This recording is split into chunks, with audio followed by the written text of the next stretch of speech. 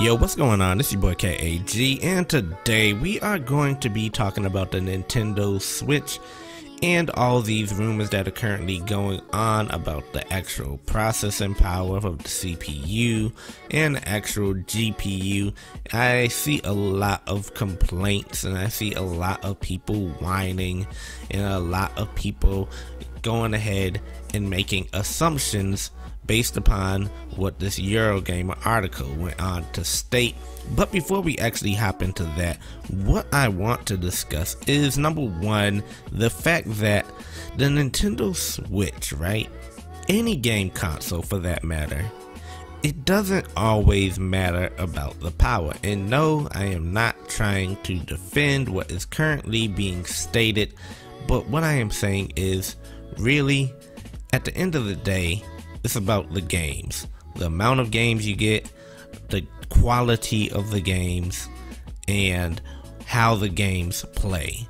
That's what it really matters. Now, granted, yes, power does mean a lot when it comes to some third parties, but it doesn't even really mean anything as far as the third party support goes with the power per se, because when you actually look at it and you take a look at like the console, the Nintendo Wii, if the console sells, then people are going to support it.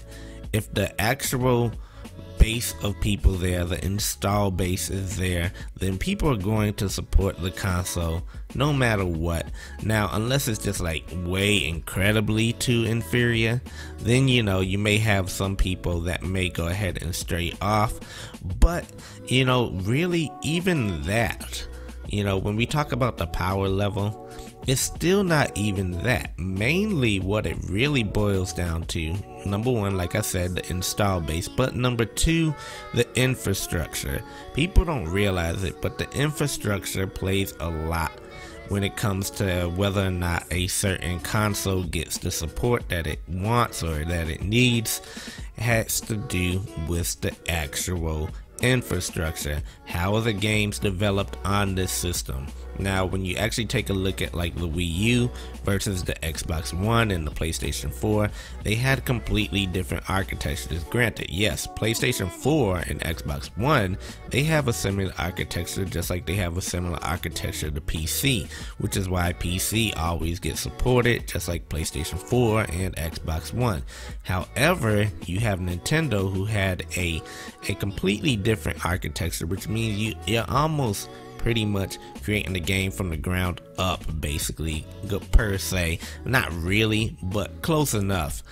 But and what I'm saying is, it takes a lot more work to actually port something over to the Wii U than it does to, let's say, port something from Xbox to PlayStation, or from PlayStation to PC, or vice versa. Now, if you take a look at a computer, right, a regular PC, now, there are different levels of PC. Different PCs have different GPUs in them. They have different CPUs in them. Some may come with an i7, some may come with an i3, some may come with an AMD. They're all different, right? But because they all have a similar infrastructure, it's easy, or should I say a similar architecture, it's easier for them to make a game that is scalable to that system. And when you take a look at what's going on with the actual Nintendo Switch, with Nvidia working on it, and everything that is in place, it's even like the Vulkan API on there, you will see that it has a much better infrastructure and is much easier for developers to port games over to. Even if they're not creating exclusive games for the Nintendo Switch, it's much easier for them to port games to it. So you may get a port of Watch Dogs 2, right? You may get a port of Grand Theft Auto, a port of Call of Duty. Not necessarily saying that it may be the definitive version, but you also have to remember that this console is going to allow you to play this game on your TV as well as on the go.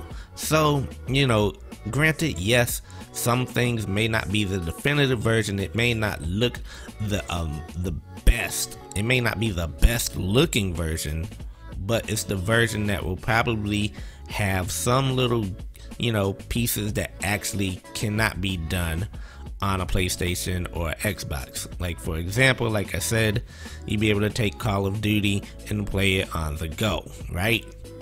So you have to take a look at all that, and like I said, if the install base is there, then they're going to support it anyways, right? It has nothing to do with the power. Yes, a little bit, but not much. Now, going to this article with Eurogamer, we have this article where pretty much they're saying, oh, it's not gonna be powerful, it's gonna be running a Maxwell processor in there and all this stuff, right? It's gonna be based off of Maxwell, saying it's gonna be a 20 nanometer. It's not gonna be the 16 nanometer FinFET Pascal everybody's been wanting it, and a lot of people are complaining and whining about it. However, we also have to take a look at what was actually being stated before this. Now, this is the Foxconn leak, right? Now, they have something in common, and what that is this actual 1600 megahertz, right? 1600 megahertz, the speculator of the EMC. Now, according to this one, right, this is coming straight out of Foxconn. You know, let's take it with a grain of salt, of course. But let's say it's coming straight out of Foxconn. So according to them, right, there's two models. And on top of that, they're saying that it's using a 16 nanometer FinFET A57 processor, 1 gigahertz, right? A X2, it's like a custom X2 with Pascal. Now, why would this be different from what Eurogamer is saying, right? Well, the fact that there are developers out there who have developer kits. So developer kits do not equal the actual final hardware all the time. Some of the time they can be scaled up. Some of the times they could be, you know, mixed so that, you know, they have good running games. So let's say, for example, Nintendo went ahead and they passed out some developer kits to some teams, right? Granted, some teams will have different versions of the developer kit, like this right here. This would be a developer kit, right? So different teams would have different developer kits. They would not all necessarily get the exact same developer kit. So for example, a company like Ubisoft or EA, they may get a developer kit that is a little bit, you know, more on par with what the system would actually be. But then again, you could have a team that could be running with a lesser developer kit. And even if it is a developer kit, like I said, it doesn't necessarily mean that it is going to be the equivalent of the final product. So for example, like these specs right here, you know, the ARM CPU using an A73, right? This could all be the actual final product. This could be the actual final, you know, units, not the developer kits. And so when you actually think about that versus the developer kits that currently out there, you know, there can be a big difference in what actually goes in the final product. So as you can see, this person is saying that a lot of information, a lot of processing, a lot of work went into these Joy-Cons. And if you actually take a look at the patents on the actual Nintendo Switch that recently came out, you will see the exact same thing. So I don't see why everybody's bugging out. Anyways, not saying that if the Eurogamer specs ended up being true, that it would be a terrible system, but more than likely, that's not even the final product. This is probably more than likely going to end up being the final product, which is probably going to be a Pascal based system. And when you think about it, that makes more sense. Now, another thing I want y'all to take into account: why in the world does this thing have active cooling? Anybody know? Anybody? Think about that. Why would it have active cooling if it was downclocked so much from an original X1? Do you actually think Nvidia spent 500 man hours on a X1 chip that they're putting inside of here? And that's gonna be using active cooling? I mean, the X1, it came out a couple years ago. So does this actually make any sense? Not really. Now, does it make sense that the developer kits would have Maxwell architecture inside of their developer kits? Yes. Why? Well, Maxwell's been out a lot longer. They have a lot of Nvidia shields sitting on the shelves that need to have something done with them processors. So why not put them inside these Switch developer kits, right? If we put them in the developer kits, and then we can actually use the Pascal version, right, when it's actually ready. Because you gotta imagine, these developer kits probably came out a while back. You understand what I'm saying here? They came out a while back. People probably been seeing, been developing, been working on these systems, right? So it kind of makes sense that Pascal isn't in the actual developer kit. And, you know, with them having the Pascal version already ready, it makes sense that it would actually more than likely have Pascal in it. On top of that, you know, you just gotta think about this logically.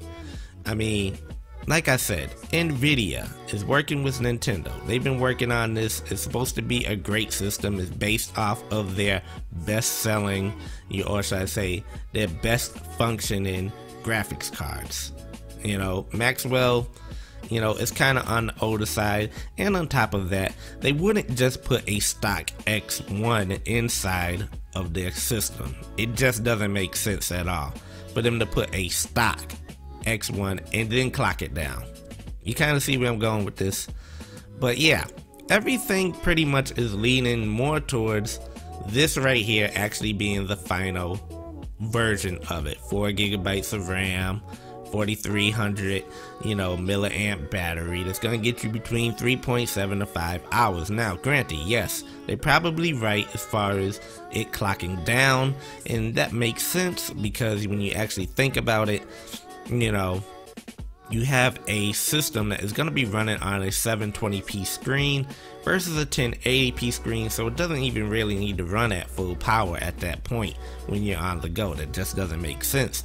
But if you take a look at the Legend of Zelda footage, you'll still see that it ran smooth. It ran smooth on the big monitor. It ran smooth on the Switch, right? So, like I said, I wouldn't worry about this. Y'all shouldn't be worried about this.